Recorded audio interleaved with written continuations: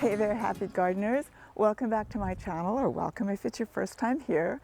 I'm Fanula, and I live and I work and I garden in beautiful Zone 9B up in Petaluma, a little north of San Francisco. And it's April, one of the best times ever to be outdoors in the garden. We've had April showers, we got little puffy clouds up there today. It's warm, it's beautiful, and there is so much to do in your garden in April here in Zone 9B, and I can't wait to tell you what those things are.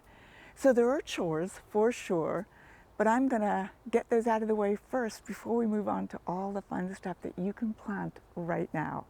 Okay, let's start with those chores. Let's start with roses. So right now, middle of April would be the time that your roses might be beginning to show a little bit of fungus if they're going to show it. And I'm just looking through and seeing, is there anything to worry about here on this particular rose? I'm not actually seeing any, despite the weather, despite that rain we've had, despite the fact that it's hot today. But April is the time that you really want to inspect those roses. The other thing you're going to be looking for right now are insect pests. There is this wicked little thing called a rose sawfly that produces these horrible little bugs. They're called rose slugs. They're tiny, they're not actually slugs. They look like little worms that will skeletonize the leaves of your rose bushes and really cause the rose a lot of stress. It doesn't kill the rose, it just makes it unsightly. I've got a short or a video or something out there somewhere that you can find to look to see what a rose slug actually looks like. But luckily, I'm not seeing any. Might be a little early for him, or we might have dodged the bullet this year because it's been a kind of a weird spring, a different spring, and maybe the rose slugs just aren't happy with this weather. The other thing you're going to look for in your roses, honestly, deadheading. It's already time to deadhead this gorgeous Bathsheba rose. And not very many. It's mostly in full bloom. And I forgot to bring my snippers, so I'm just like breaking them off. And the third thing you're going to want to do with your roses right now, because they're fully flushing out with all these gorgeous blooms, it's time to feed them. So get some really good rose fertilizer that you like. I always go for the organics whenever possible because we're as pollinator friendly as we possibly can be. And roses are pollinator attractors. So yeah, time to fertilize your roses. Boost them with the nutrition they need to keep on blooming for you. Next up, weeding. Right now, look at how happy all your on-purpose, planted, intentional plants are. Well, the weeds are just as happy. They are sprouting like crazy. They are thriving in this weather. And it's time to nip it in the bud, get them out of there before their roots get too deep and they take hold and take over. So I'm just going to do a little spot of weeding here while inspecting these roses at the same time. Something kind of cool though, when you're weeding, watch for self-seeding plants and then either treat them like a weed and pull out the ones that you don't want, or leave them and let's see who works out.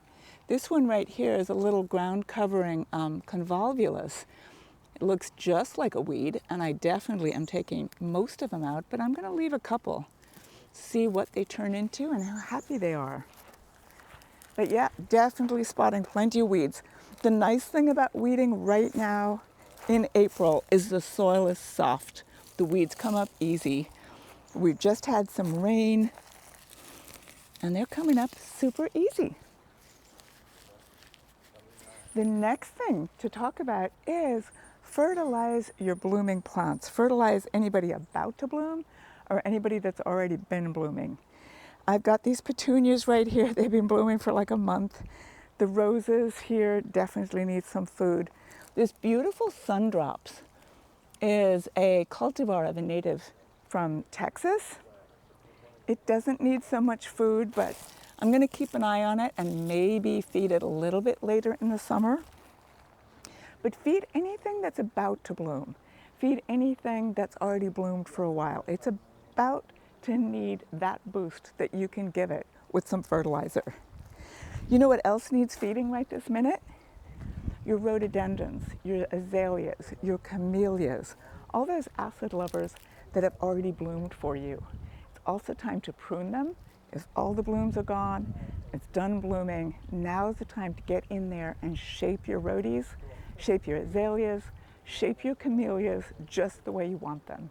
If your camellia is still blooming though, just stay away from it for now. You can feed it, but don't start pruning until all the blooms are gone. And that's kind of how it goes for most blooming shrubs.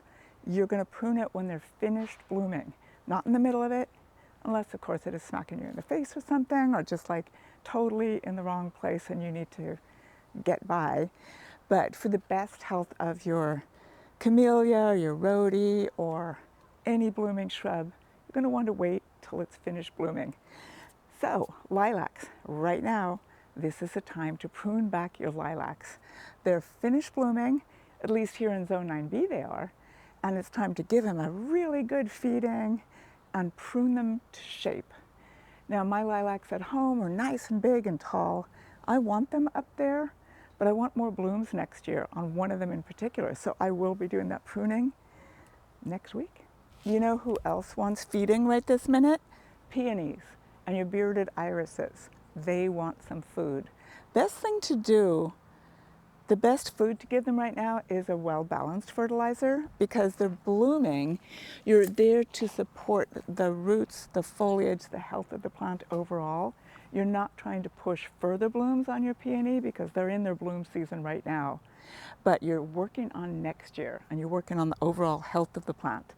Same with your bearded irises. You want to give them a boost of food right now. About half of my irises at home have bloomed. The other half haven't quite started. So I'm kind of like in the middle of feeding them all right this second, so that they are fully supported and giving me all the blooms I want next year. Okay, let's talk about pests for a second. Top of my list, pest-wise, slugs and snails. Oh my goodness. They are just having a field day right now. Anything fresh and green, all this new foliage, they're really doing their best. Even lemon trees and my mandarins and everything. I cannot believe it. You wouldn't think lemon foliage would be tasty to a slug or a snail, but yes it is.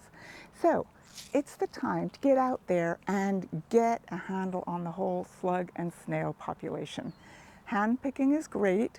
Get them all picked first, get them physically removed, but it's practically impossible to get all of them. So that's where getting slug bait, and I always go for the ones safe for organic gardening, or doing your own slug and snail remedy, you know, with the beer. It's time for all of that right now. You really want to keep the population down because it's going to explode if you don't stay on top of it. Now I have chickens here at Cottage, I have chickens at home and ducks. And slugs and snails are absolutely adored by chickens and ducks. So if you've got chickens and ducks, they'll be thrilled to bits with a little boost of protein. But if you don't, Sluggo is absolutely great, safe for organic gardening, and it really works very well. So do those beer traps. Works really, really great. The other thing I was going to recommend is Sluggo Plus. It does take care of slugs and snails, but it also takes care of earwigs and sow bugs, who will be arriving any day now once the weather warms up. Again, you want to stay on top of the populations. You do not want them to get out of hand. Earwigs are terrible, and they can climb quickly. They do tend to hide out in little cracks and crevices, smaller than slugs and snails even get to. So get on top of it. Lots of home remedies for earwigs as well, and make your life simple. Just get rid of them now if you can. The other thing that might be bugging your garden right now are aphids. They had quite a field day at my garden 2-3 weeks ago before the rains. After that blast of sun that we had before the rains, I was finding a lot of them, and I released a lot of ladybugs, and I'm not seeing aphids anymore. The other thing that you can do for aphids, blast them off with a spray of water, make a remedy of soapy water, spray it with that.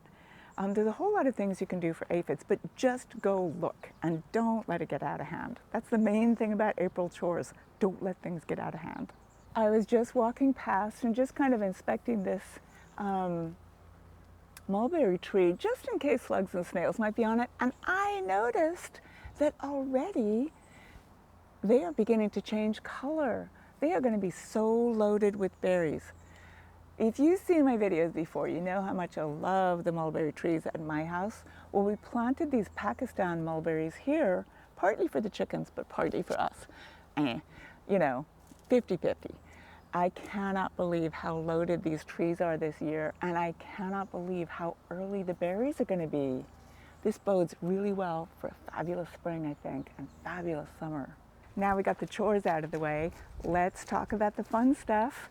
April is an amazing time to pick out new roses for your garden. They're in bloom here in Zone 9B, and you can check out the color, you can check out the fragrance, you can decide exactly what you want to add to your garden this year. So shop for roses. Look at this. This rose is called Ketchup and Mustard. It is absolutely delightful. I think they possibly should have called it something different, but it's pretty descriptive and it's a delightful looking rose. If you're thinking about adding a climbing rose to your garden, let me give a shout out to Sally Holmes. I mean, look at this rose. It is astonishing. Vigorous, disease-free. The blooms are just delightful. I mean, I'm using that word a little too much today, but what's super cool, very single, very open. Pollinators love it, but it hardly even looks like a rose. A lot of people keep saying, what on earth is that plant up there? Well, it is a rose, it's a climber, and it's called Sally Holmes. It's a great time to add a wisteria too, because they're blooming right now, so you know exactly what color you're going to get, what form you're going to get. This one here is a beautiful double called Grand Diva Jessie. Gorgeous double. And that one obviously is Longissima alba. But yeah, wisteria, great time to add one of those to your garden. It's a great time to add a hydrangea too. They're beginning to bloom. And look at the colors. Now hydrangeas like afternoon shade around here, plenty of water. So if you're trying to do a total xeriscape or drought tolerant garden, hydrangeas really aren't for you. But they are fabulous if you're a florist. They're fabulous if you've got shade. They do like the morning sun, and they like an acidic soil. It's a great time to add a hydrangea. And this is the time too that climbing hydrangeas really come into their own, and you really see what you're going to be getting. It's very cool. Climbing hydrangeas stick to fences, stick to walls. They have little rootlets along the stem, so they just need a little support to get going when you want to try to train them up a wall. It's a great time to add one to your garden. And rhododendrons. They are just incredible right now. Again, it's a great time to shop for a rhododendron. You want them in the shade. You really do want to have afternoon shade for the rhodies around here. This is when you're going to see them in bloom and that you're going to see what you're committing to for years to come. I have a little house in Ireland, and there's a rhododendron growing in the hedge there that has got to be 80 years old. They are long-lived plants and spectacular every single year right around April. So it's a great time to buy them, to have a look, to see what color you're committing to, and pop them in the ground. Again, they're acid loving, so good acidic soil gets them off to a great start. Love this stuff. I can use it as a potting soil or an amendment. Really gets all your acid loving plants off to a fabulous start. It is also a fabulous time to add little spring blooming perennials to your garden. I'm loving these dianthus, absolutely love the fragrance of them. This one, Ruby Glitter, particular favorite. Love the foliage, love the flowers, love the fragrance, but it's also a fabulous time to add the summer annuals to your garden. Your sunflowers, your cosmos, your zinnias, marigolds. This is the time to get them in, get them established, and they will be blooming before you know it. And if you're thinking about doing hanging baskets or anything like that, this is the time to get your summer blooming hanging baskets going. I particularly love these little cascade pelargoniums. They're ivy geraniums, And they've got this great little flower. There's something just very cool about the little butterfly looking blooms of them. Comes in a couple of different colors. Pink is great. The red, I haven't seen a color I didn't like.